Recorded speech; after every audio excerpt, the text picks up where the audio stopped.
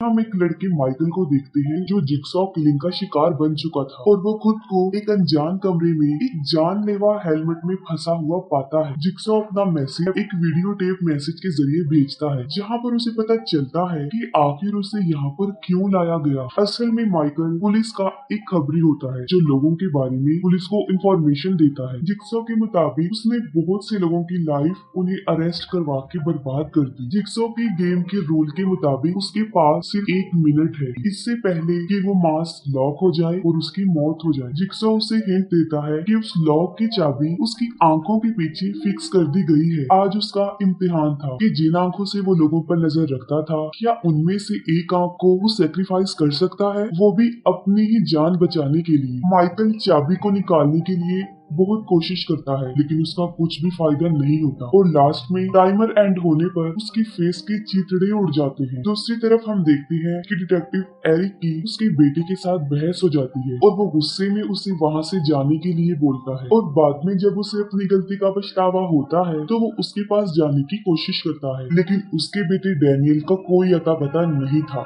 बाद में detective Allison Eric को माइकल की क्राइम सीन की इन्वेस्टिगेशन के लिए बुलाती है क्योंकि माइकल ने एरिक के लिए एक नोट दीवार पर छोड़ा हुआ था और यहाँ पर हमें पता चलता है कि माइकल किसी और का नहीं बल्कि एरिक का ही खबरी था जो लोगों की इंफॉर्मेशन एरिक को प्रोवाइड करता था। दीवार पर लिखे नोट और हेलमेट मास्क पर बने लोगों को देखकर वो समझ जाता है कि आखिर ये मास्क बनता कहाँ है और इसी तरह एरिक बाकी डिटेक्टिव्स के साथ वो जिगसॉ की सीक्रेट एग्जैक्ट लोकेशन को फाइंड आउट कर लेता है जहाँ जिगसॉ उन्हें कैंसर का शिकार हुआ कमजोर हालत में मिलता है और वहाँ पहुंचकर उन्हें सारी बात क्लियर हो जाती है कि असल में उन्होंने जिगसॉ को नहीं ढूंढा बल्कि जिगसॉ ने अपनी स्मार्ट प्लानिंग के थ्रू उन्हें यहाँ पर बुलाया है अपने ट्रैप में फंसाने के लिए। वहाँ सेटअप मॉनिटर्स में वो देखते हैं कि जिगसॉ ने उसके बेटे डैनियल के अलावा और भी बहुत से लोगों को पॉइजनस गैस से भरे हुए किसी घर में कैद करके रखा हुआ है और उन लोगों के पास मैक्सिमम सिर्फ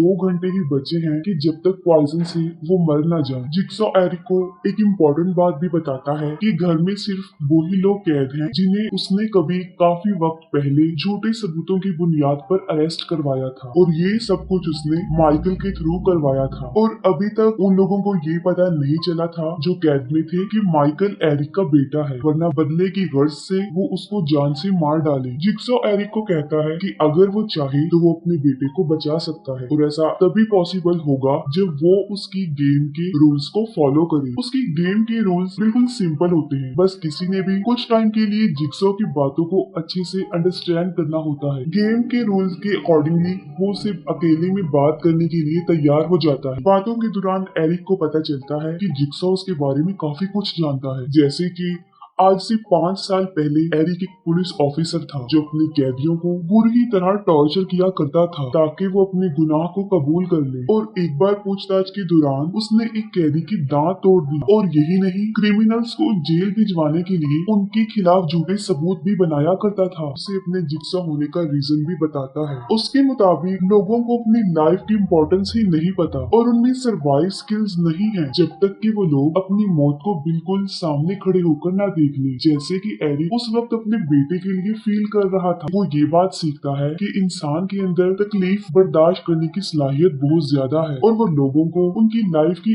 अहमियत बताना चाहता था अपने इस गलत वे से। जिगसॉ बताता है कि जिगसॉ का एक निशान भी है और ये निशान वो सिर्फ उन लोगों की बॉडी पर बनाता है जो इस गेम में सरवाइव नहीं कर पाते। वहीं दूसरी तरफ वो सारे कैदी ये पता लगवाने की कोशिश कर रहे थे कि आखिर वो यहाँ पर पहुंचे कैसे हैं। वहाँ पर लोगों को एक दूसरे के बारे में कुछ भी पता नहीं होता।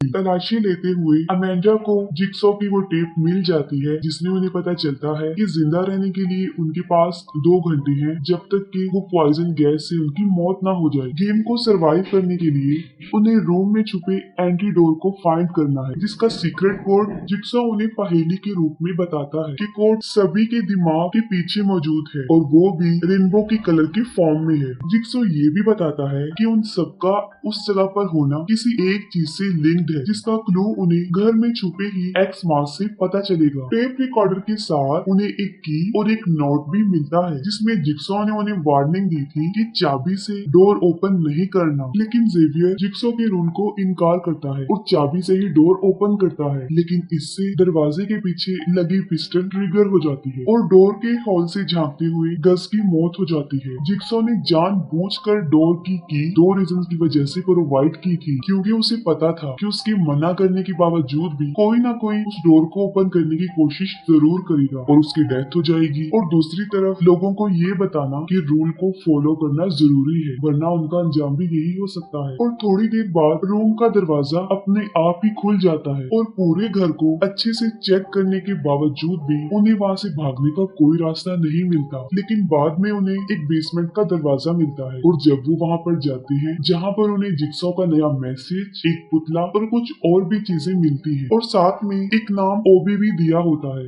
जो उनमें से एक कैदी था। और तब उन्हें पता चलता है कि उन सबको यहाँ लाने वाला ओबी खुद ही है, लेकिन उसे खुद ये नहीं पता कि वो यहाँ पर कैसे आया। जिक्सॉ अपने मैसेज में बताता है कि उसने पॉइजन की 2 एंटीडोट भट्टी में छुपा कर रखे हैं और उनमें से एक ओबी का इनाम है सभी को किडनैप करके यहाँ पर लाने के लिए, और दूसरा उन कैदियों में से किसी एक का रिकॉर्डेड मैसेज एक पहेली थी, वो ये थी when you are in hell only devil can save you. और वो खत्म हो जाता है, लेकिन इस पर कोई ध्यान नहीं देता। जब ओबी का नाम रिवील होता है तब जेवियर उसे मारने की धमकी देता है, लेकिन ओबी उसकी धमकी से नहीं डरता। वो अपनी मर्जी से भट्टी में एंटीडोट्स को पाने के लिए जाता है और अंदर जाकर सक्सेसफुली वो एक एंटीडोट ले लेता है, लेकिन दूसरे एंटीडोट की लालच में भट्टी का डोर अपने आप ही बंद हो जाता है और उसमें आग लग जाती है जिससे वो मारा जाता है और वो एंटीडोट भी वहीं खत्म हो जाता है। बाद में उन लोगों को एक और रूम भी मिलता है और रूम का टाइमर ट्रिगर हो जाता है। टेप को सुन लेने के बाद उन सबको पता चलता है कि ये रूम जेवियर के टेस्ट के लिए है, जो कि एक ड्रग डीलर है। इन लोगों को ड्रग लगाने की वजह से वो जिम्मेदार है। जिक्सॉ के इस टेस्ट में जेवियर को नीडल से भरे गड्ढे में से दरवाजे की चाबी ढूंढनी थी जहाँ पर वो दूसरा एंटीडोट था, लेकिन वो खुद ऐसा करने की बजाय अमेंडा को वहाँ पर धकेल देता है। बहुत ट्राई करने के बाद अमेंडा को की मिल जाती है, लेकिन तब तक टाइम आउट हो चुका था और वो डोर हमेशा हमेशा के लिए क्लोज हो जाता है। सबसे अलग होने के बाद जेवियर फिर से रूम नंबर 1 में जाता है जहाँ पर उसे एक नंबर मिलता है जिससे वो जिक्सॉ की बताई हुई पहेली को सॉल्व कर लेता है। जिक्सॉ ने सबके सर के पीछे लॉकर के सीक्रेट कोड को रेनबो के कलर में लिखा हुआ था। कोड लेने के लिए उसे मार डालता है और वहीं पर उन लोगों को इस बात का भी पता चलता है